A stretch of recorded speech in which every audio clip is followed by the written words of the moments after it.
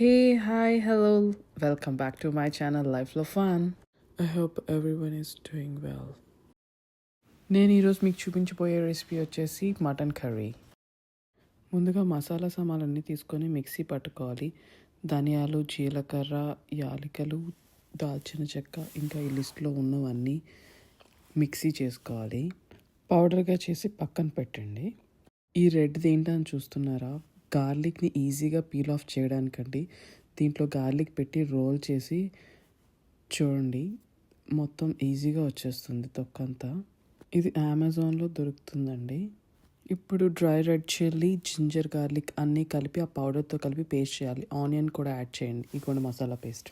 ఇప్పుడు కుక్కర్ తీసుకొని దాంట్లో ఆయిల్ యాడ్ చేయండి. ఆయిల్ యాడ్ చేసి మనం పేస్ట్ పక్కన పెట్టుకున్నాం కదా ఆనియన్ది, అదే యాడ్ చేసి కలపండి మంచిగా. ఈ కలిపిన దాంట్లో పసుపు, ఉప్పు, కారం వేసి మీకు సరిపడగా వేసుకోండి. వేసి బాగా కలిపి మటన్ యాడ్ చేయండి. మటన్ యాడ్ చేశాక కలపండి. కలిపి కొంచెం టైం మూత పెట్టండి. మధ్య మధ్యలో కలుపుకుంటూ ఉండాలి మూత తీసి. అలా ఒక 10 to 15 minutes కుక్ అవనియండి. అయిన తర్వాత వాటర్ యాడ్ చేయండి, 1 cup of water. Water add చేసిన తర్వాత ప్రెషర్ కుక్కర్ లిడ్ పెట్టండి.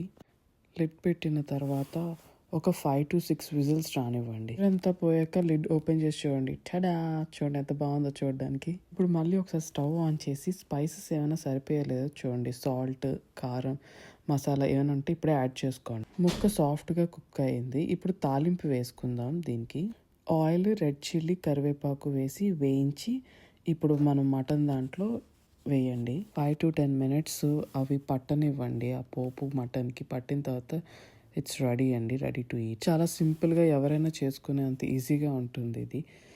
ఎంజాయ్.